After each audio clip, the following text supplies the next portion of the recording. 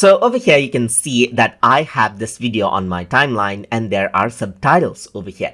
So if I want to export out the video with subtitles, then you can go around under the deliver page right here. And once you go around and do that, you can see subtitle settings is an option on the render option right here. So I'm selecting S.264 master, and if you want to export out the subtitle, then you can export the subtitle right here.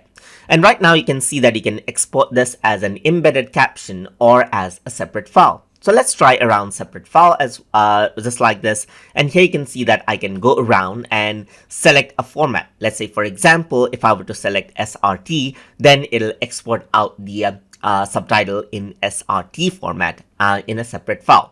So over here it says include the following subtitle track and export. So I'm just going to select this out and then add this to render queue. There's another job that I have right here. So let me just remove this because I just want to export this out right here.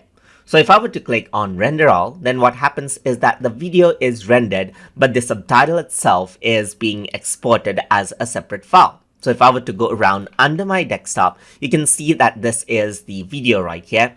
And then there is the subtitle for it right here as a separate file. So you can see that this is the subtitle right here in SRT format. And if you were to open it out with Notepad, then you can see that these are the subtitles right here. So you can turn the subtitles on and off depending on the player you're using. But sometimes what happens is that you may want to embed the subtitles in the video itself as well. So let me just delete this out and then go back to Davinci right here. So what I'm going to do is, instead of exporting out the subtitle as an SRT file, let's just go around and burn this into the video itself. Once I do that, let me just close this job right here and add this to render queue and render all. Let's see what happens now. So what happens is that the subtitles itself gets burned in the video itself. So once everything is done, you can see that this is what you have. And once you open up the video, you can see that the subtitles are there as a part of the video right here, just like this.